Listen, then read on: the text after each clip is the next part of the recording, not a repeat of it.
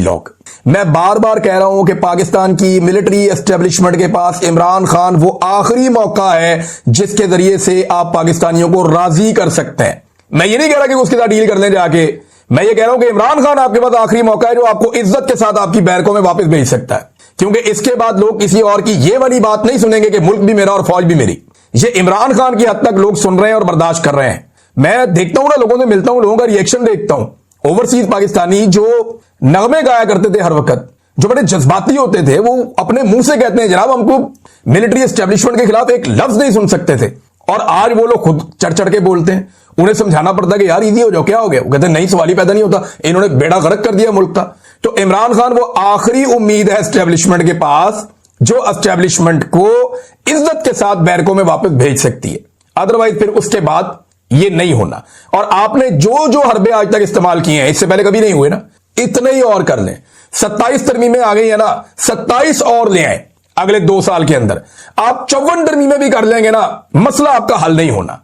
मसला आपका तभी हल होगा जब पाकिस्तान की अवाम मुतमईन हो जाएगी, और वो अब मुतमईन नहीं होने वाली जब तक कि वो आपको एक मरतबा पूरी शिकस्त नहीं देती।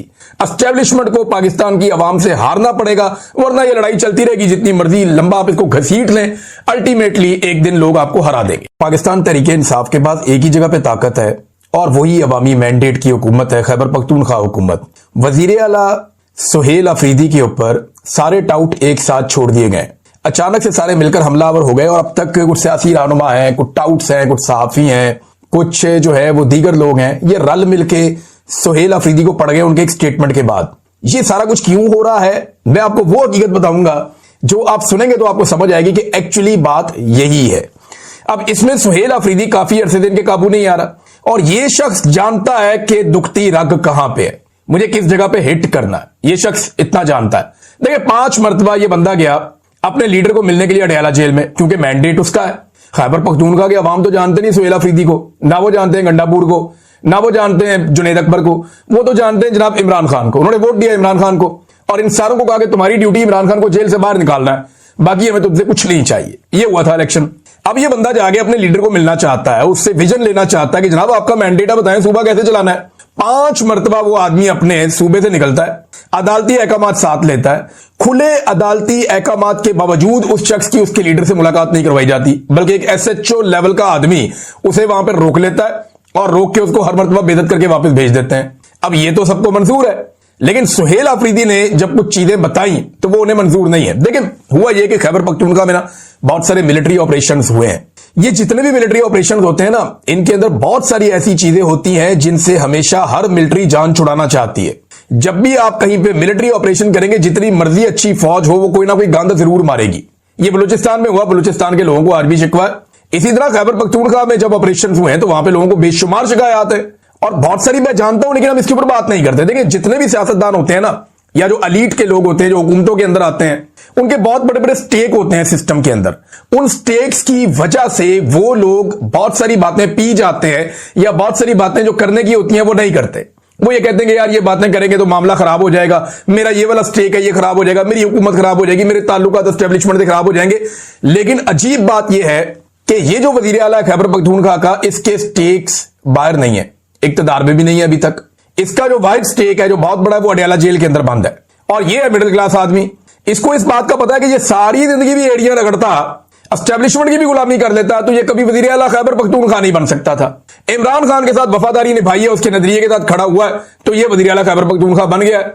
उसको इस बात का पता है। देखिए अगर सुहेल अफरीदी ने किसी वक्त भी इस हुकूमत को अपनी कमजोरी बनाया, या किसी वक्त भी पाकिस्तान की एस्टेब्लिशमेंट को इस बात का जरा सा भी शुबा हुआ कि इस आदमी को अपनी हुकूमत गिरने का खतरा है, या इसको अपनी हुकूमत से प्यार हो गया है, तो फिर वहां कहानी खत्म हो जाएगी सुहेल अफरीदी की। उसे इस बात की परवाह नहीं है, और उसने अब वो सच बोलना शुरू किया जिस सच को हमेशा बड़े बड़े लोग छुपाते रहे हैं। देखिए मैं इस पे एतराज कर दिया, एकदम रोला डाल दिया जी मस्जिद के अंदर कुत्ते बांधे फौज ने, और हमने जब उन्हें कहा आप भी कुत्तों की तरह ही हो, यानी आप में कोई फर्क नहीं है कुत्तों में और आप में। और ये सुहेल अफरीदी ने एक बात बताई, लेकिन यहां सुहेल अफरीदी ने एक बात नहीं बताई, और बातें भी बताई थी। सुहेल अफरीदी ने यह भी बताया था कि एक एक घर की 10-10 लाशें हमने उठाई हैं। इस पे तो किसी ने सवाल नहीं उठाया, किसी ने नहीं कहा कि सुहेल अफरीदी झूठ बोल रहा है। सुहेल अफरीदी ने एक और मुतालबा भी किया था कि मेरा मुतालबा है कि बॉर्डर पर तैनात तमाम लोगों के असासे पब्लिक किए जाएं, ताकि हकीकत सबके सामने वाज़ेह हो जाए कि वहां से ये लोग अंधाधुंध पैसा बना रहे हैं सिक्योरिटी फोर्सेस के लोग, इसके ऊपर भी किसी ने आवाज नहीं उठाई, इसके ऊपर भी किसी ने रोला नहीं डाला। अब इन बातों के ऊपर भी तो आवाज उठानी चाहिए ना। बेगुनाहों की अमवात का भी उसने जिक्र किया, उसके ऊपर किसी ने बात ही नहीं की, सारे के सारे आगे मस्जिद वाली बात पे। हालांकि एक इंसानी जान की हुर्मत काबे की हुर्मत से ज्यादा है, ये मेरा दीन कहता है। मैं कोई बाहर से नहीं लेकर आया ये स्टेटमेंट, और ये मैंने इन्हीं मौलवियों से सुनी है जो इस वक्त उछल उछल के बयान दे रहे हैं कि एक इंसानी जान की हुर्मत जो है वो काबे की हुर्मत से ज्यादा है। तो आप एक मस्जिद की बात करते हैं, यानी यहां पे आप मस्जिद की बात करते हैं, ओवर रिएक्ट कर रहा है सिस्टम। ये सिस्टम बहाना ढूंढ रहा है कि कहां पे हम सुहेल अफरीदी को दीवार के साथ लगाएं। सुहेल अफरीदी उनका नाम दिया गया पाकिस्तान तहरीक इंसाफ की जानिब से, और कुछ लोग उम्मीद कर रहे हैं कि आज मुलाकात हो जाएगी। देखिए, मुलाकात रोकने के लिए वजूहात जो एस्टेब्लिशमेंट के पास हैं वो तो एक ये है कि फौरी तौर पे कोई तहरीक इमरान खान साहब शुरू ना करवा दें, क्योंकि एक्सटेंशन का मामला फंसा हुआ है और एक आईनी तरमीम भी हो रही है। दूसरी वजह यह है कि पैगामात रोकने या इमरान खान साहब का सख्त बयानिया रोकना है। तो इन दोनों चीजों में तो वैसे ही हुकूमत या एस्टेब्लिशमेंट नाकाम हुई है। इमरान खान साहब का अब तक का सबसे सख्त ट्वीट उर्दू और अंग्रेजी दोनों जबानों में आ चुका है, और ये उनका बयानिया जो है वो एक दिन पहले आ गया। उन्होंने अपनी बहन के जरिए से सूरत-ए-हाल बताई, और जो बातें उन्होंने की वो नहायत सख्त थी। इसमें उन्होंने आसिम मुनीर साहब को ज़हनी मरीज भी करार दे दिया, और उन्होंने बताया कि बहुत जालिम है और किसी डिक्टेटर ने इतना जुल्म नहीं किया जितना आसिम मुनीर ने किया, और ये अपनी कुर्सी के लिए किसी भी हद तक जा सकते हैं, और जो कुछ भी पाकिस्तान में जुल्म और ज्यादती हो रही है इसके पीछे जो फर्द वाहिद है वो आसिम मुनीर इमरान खान साहब ने करार दिया। और दूसरा, जो सुहेल अफरीदी साहब को पैगाम पहुंचाना था वो पैगाम भी इमरान खान साहब ने पहुंचा दिया, वो सलमान अकरम राजा साहब के जरिए से पैगाम भी चला गया। तो एस्टेब्लिशमेंट को ऐसी कोई कामयाबी तो इसमें नहीं हुई। हाँ, लेकिन चंद चीजें जरूर हैं जो मैं आपके साथ शेयर कर देता हूं कि ऐसा लगता है कि पाकिस्तान तहरीक इंसाफ या उनकी इत्तेहादी जमातें फौरी तौर पे कोई तहरीक नहीं चलाना चाहती। उन्हें बहुत बड़े बड़े बहरान नजर आ रहे हैं, और उन्हें नजर आ रहा है कि ये हुकूमत अपने बोझ से गिरती जा रही है।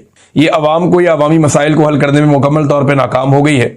आलमी सतह पर इन्होंने बहुत बड़े बड़े चैलेंजेस ले लिए हैं, बड़े बड़े दावे कर दिए हैं और बड़े बड़े वादे कर दिए हैं। वो पूरे ना करने की सूरत में इनके ऊपर बहुत मुश्किल सूरत-ए-हाल पैदा होने वाली है।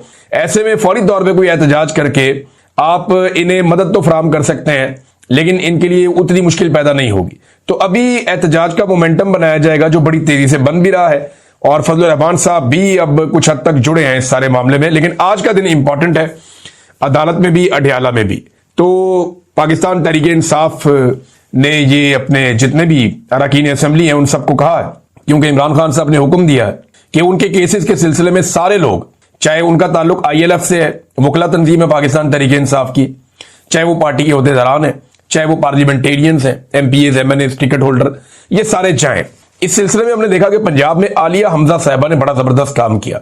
जब गंडापुर साहब खैबर पख्तूनख्वा से कुछ भी नहीं कर रहे थे और एक खामोशी छाई हुई थी, और गंडापुर साहब ने अपने साथ साथ सारे MPAs भी तकरीबन ऐसा लगता है सुला दिए थे। वो जो कोशिश करने के लिए निकलता था उसको भी दीवार के साथ लगाया जाता था। तो वो उस वक्त भी आलिया हमजा साहिबा जोर लगा रही थी और वो कोशिश कर रही थी, और उन्होंने पंजाब को काफी हद तक मुतहर्रिक किया है। बदतरीन फस्तागियत के बावजूद, बदतरीन हालात के बावजूद आलिया हमजा को दाद देनी पड़ेगी कि इतनी सख्त जेल उन्होंने काटी, इतनी तकालीफ उन्होंने बर्दाश्त की। 9 मई के अंदर उनको सजा सुना दी गई, अब वो सामने भी नहीं आ सकती, उनकी गिरफ्तारी का खतरा हर वक्त मौजूद रहता है। इसके बावजूद जिस तरीके से उन्होंने पंजाब की पार्टी को चलाया है, ये बड़ा कमाल है। इस वक्त वो बहुत दिक्कत का सामना कर रही है, बड़ी मुश्किलात का सामना कर रही है, लेकिन इसके बावजूद उन्होंने पंजाब के अंदर पाकिस्तान तहरीक इंसाफ को चार्ज किया आलिया हमजा साहिबा ने, और सलमान अकरम राजा साहब ने इमरान खान साहब का वफादार होने का हक अदा किया, और इमरान खान साहब को उन पर भरोसा है। जबकि कुछ लोग जो इमरान खान साहब का भरोसा जीतने के दावे करते रहे, उनके साथ जो कुछ हुआ हमने देखा। इमरान खान साहब ने खुद किसी को पार्टी से निकाल दिया, किसी को वजारत आला से निकाल दिया, तो वो लोग निशाने इबरत बन गए। लेकिन अगर अपनी पॉलिसीज ठीक रखें तो इमरान खान साहब और उनकी सियासत में बहुत बड़ी सियासत है, पूरे मुल्क के अंदर है, या कानून साजियां हुई हैं, या जितने भी इकदाम उठाए गए हैं हुकूमती सतह पे, खारजा पॉलिसी में ले लें, दाखिला पॉलिसी में ले लें, इन तमाम चीजों का जो महवर है ना, जो उसका जो सेंटर ऑफ ग्रेविटी है, जिसके गिर्द ये सारी चीजें घूम रही हैं, वो इमरान खान है। गौर कर लें आप। यानी जिस लेवल पे ये वादे और दावे करके आगे अमेरिका के साथ और अपने मगरबी आकाओं के साथ, उनके पीछे जो खौफ है वो इमरान खान है कि भाई पाकिस्तान में इमरान खान ऐसी तैसी फेर देगा अगर हमें ये बैरूनी सपोर्ट ना मिली। तो इस बैरूनी सपोर्ट को लेने के बाद मिलिट्री एस्टेब्लिशमेंट अपने अंदर ये खबर फैलाती है कि अमेरिका का भी ये हुक्म है और हमें ये करना पड़ेगा वरना हमारी तबाही हो जाएगी। लिहाजा वो सबको मनामनू लेते हैं और फिर वही कार्रवाई डालते हैं जो उनके दिल में होती है। लिहाजा जो कुछ भी आप देख रहे हैं इसमें इमरान खान साहब का खौफ है कि जनाब इमरान खान साहब से इनको खौफ है और उस खौफ की वजह से ये सारे इकदाम उठाने पर मजबूर हैं। हर दरवाजे पर ये सजदा रेज होने पर मजबूर हो चुके हैं। हर जगह पे जाके झूठ बोलते हैं, कभी कानून साजियां करते हैं, कभी आईनी तरमीम करते हैं, लेकिन जो भी करते हैं इमरान खान के खौफ से करते हैं। इनको अल्लाह का खौफ होना चाहिए, अल्लाह से डरे और वो चीज करें। देखिए जो पीएमएलएन और पीपल्स पार्टी भी कर रहे हैं ना मिलकर, एक बात आप ज़हन में रखिएगा कि ये अपने पांव काट रहे हैं, अपने पांव पे कुल्हाड़ा मार रहे हैं। ये जिस शाख पे बैठे हुए हैं उस शाख को काट रहे हैं। ये पार्लियामान को कमजोर कर रहे हैं। हर सियासतदान की ताकत पार्लियामान से आती है। ये पार्लियामान को कमजोर कर रहे हैं। हर सियासतदान जो है वो अवामी मैंडेट के साथ आता है, अवाम उसकी ताकत होती है। ये वहां पे भी अपनी ताकत को कमजोर कर रहे हैं। बेशुमार फोर्सेज हैं पाकिस्तान में, दर्जनों हैं, लेकिन ये तमाम फोर्सेज एक कमांड के नीचे आ जाएं तो इसका मतलब है कि पाकिस्तान के आर्मी चीफ को, फील्ड मार्शल को इतना मजबूत करेंगे कि पुलिस समेत सारे इदारे उनके नीचे काम करेंगे और वो उनसे अहकामात लेंगे तो सूबाई खुद मुख्तारी तो होगी खत्म।